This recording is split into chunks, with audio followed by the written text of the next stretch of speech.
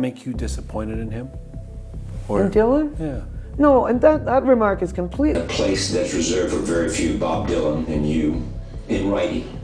Well, you know, that's a great honor. Bob Dylan knows this more than all of us. What if I revealed that while Bob Dylan was transforming music history with his revolutionary songwriting, some of the industry's most respected artists were quietly burning with resentment? Now all he believes are his eyes, and his eyes, they just tell him lies. That's right. While the folk prophet was winning Nobel Prizes and redefining what popular music could achieve, is write the songs and sing them, and perform them. That's what fellow songwriters were privately seething over his seemingly effortless rise to cultural icon status. From political folk heroes who watched Dylan abandon their shared causes for mainstream fame, to literary masters who felt their superior craftsmanship was being overlooked in favor of Dylan's mystique, we're about to expose the hidden animosity that festered within music's most creative circles. These weren't just professional disagreements or artistic differences. We're talking about deep personal grudges, career-ending comparisons, and decades of suppressed bitterness from artists who believed they deserved Dylan's legendary status. Some of these rivalries played out through passive-aggressive interviews, others through deliberate career sabotage attempts. Today we're revealing explosive behind-the-scenes confrontations, industry insider testimonies, and the shocking truth about which respected musicians genuinely despised Bob Dylan's unprecedented influence on American culture. From Grammy snubs to Nobel Prize controversies, these stories will forever change how you view folk music's most celebrated figures. Prepare yourself for 6 musical legends whose careers were haunted by Bob Dylan's towering shadow. 6. Phil Ochs. Phil Ochs was the conscience of the folk movement. Get all we've won with the saber and the gun. Tell me, is it worth it all? Writing powerful protest songs that directly challenged government policies and social injustice. His political commitment was absolute, his lyrics razor-sharp, and his dedication to the cause unwavering. Then Bob Dylan came along, briefly dabbled in protest music, and somehow became the voice of a generation while Ochs remained a footnote. According to those who knew him, this betrayal destroyed Ochs emotionally. Well, because most folk singers are gone someplace else. You started to say most think. No, well, that was a force of habit. The resentment began when Dylan started moving away from political songwriting just as the civil rights and anti-war movements needed musical leadership most. Former folk club owner Izzy Young claims Ochs felt personally abandoned, believing Dylan had sold out their shared mission for commercial success and artistic pretension. What devastated Ochs was watching his superior political knowledge get overshadowed by Dylan's vague symbolism. While Ochs researched every issue thoroughly and wrote specific calls to action, Dylan's abstract poetry somehow resonated more with audiences. Music journalist Robert Shelton remembered Ochs at a 1965 Greenwich Village gathering, bitterly complaining that serious activists were being ignored while cryptic entertainers received all the attention. The breaking point allegedly came during Dylan's electric transformation. Former Ochs manager Arthur Gorson claims Ochs saw this as the ultimate betrayal of folk principles, proof that Dylan never genuinely cared about social change. Multiple sources report that Ochs became obsessed with Dylan's career moves, tracking his abandonment of political themes while his own protest songs were dismissed as dated propaganda. 5.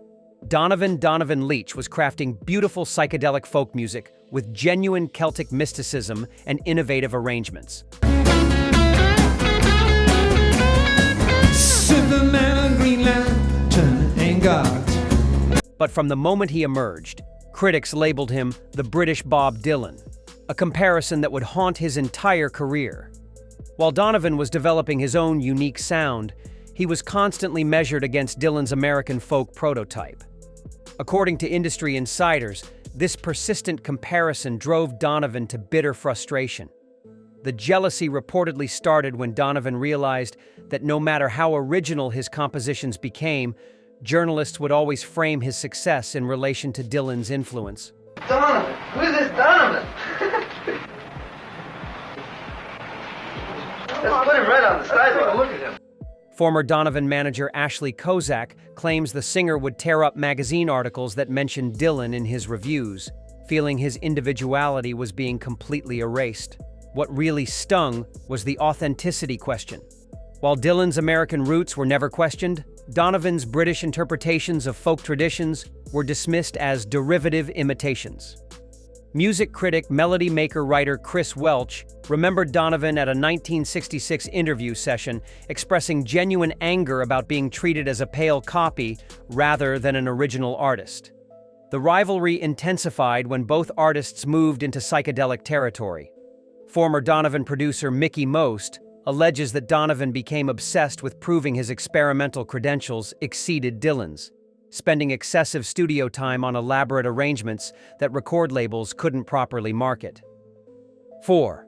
Leonard Cohen. Leonard Cohen entered music as an established novelist and poet. To the end of love.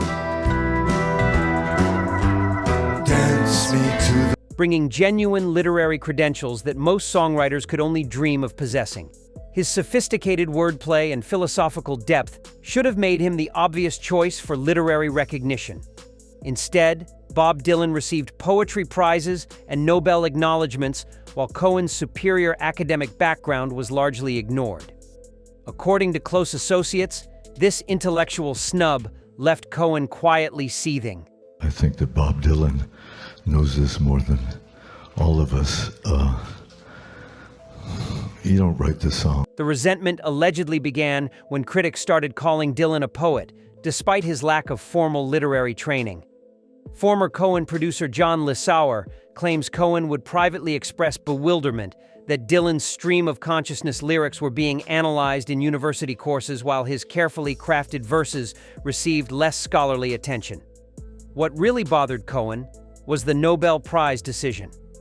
While publicly gracious about Dylan's 2016 Literature Award, multiple sources report that Cohen was genuinely hurt by the selection. Music journalist Larry Sloman remembered Cohen at a 2015 book signing, making subtle comments about the difference between actual poets and folk singers who happened to write clever lines. The jealousy became apparent in Cohen's later interviews, where he would carefully distinguish between songwriting and poetry. Former manager Robert Corey alleges that Cohen studied Dylan's techniques obsessively, trying to understand how less polished work achieved greater cultural impact. Perhaps most revealing was Cohen's reaction to Dylan biography publications. Multiple witnesses report seeing Cohen reading Dylan's studies with visible frustration. Former backup singer Jennifer Warnes allegedly overheard Cohen wondering why serious literature was being overshadowed by folk music analysis, questioning academia's priorities regarding artistic merit. 3. Neil Young.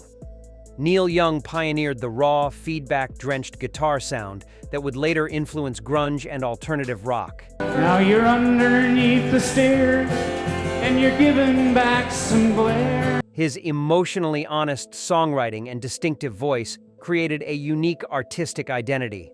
But throughout his career, Young watched Bob Dylan receive credit as the primary folk rock innovator, while his own groundbreaking contributions were treated as secondary developments.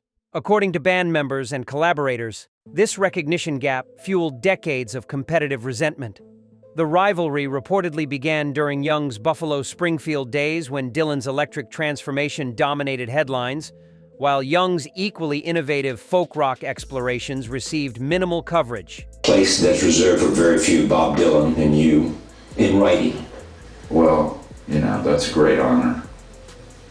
Former Crazy Horse guitarist Frank Sampedro claims Young would obsessively compare his album's sales and critical reception to Dylan's releases, keeping detailed charts of commercial performance differences. What really frustrated Young was the influence acknowledgement. While younger artists consistently cited Young as a major inspiration, music historians continued positioning Dylan as the definitive folk rock architect. Music journalist Nick Kent remembered Young at a 1975 recording session, making pointed comments about originators versus popularizers receiving unequal historical credit. The competition intensified during their occasional collaborations and joint appearances. Former manager Elliot Roberts alleges that Young would deliberately schedule album releases to compete with Dylan's projects, hoping to prove his songwriting abilities were equally valuable to contemporary music. Perhaps most telling was Young's reaction to Dylan's critical rehabilitation periods.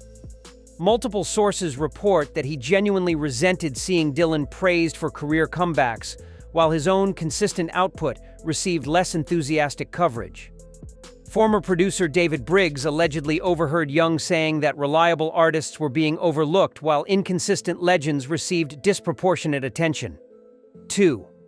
Paul Simon. Paul Simon crafted meticulously arranged songs with sophisticated harmonies and flawless production values.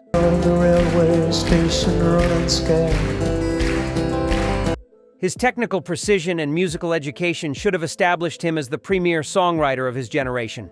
Instead, Bob Dylan's sloppy performances and rambling compositions somehow received greater critical acclaim and cultural significance. According to industry veterans, this disparity between craftsmanship and recognition drove Simon to genuine bitterness. The jealousy reportedly began when critics consistently praised Dylan's raw authenticity over Simon's polished arrangements. Former Simon and Garfunkel producer Tom Wilson claims Simon would study Dylan's recording techniques, unable to comprehend why audiences preferred rough demos over carefully orchestrated masterpieces. What really annoyed Simon was the vocal comparison. While his clear, trained voice delivered every lyric perfectly, Dylan's nasal mumbling was somehow considered more emotionally honest. Music executive Clive Davis remembered Simon at a 1966 label meeting expressing frustration that superior technical abilities were being dismissed as commercial calculation. The rivalry intensified during the folk rock boom when both artists competed for the same audiences.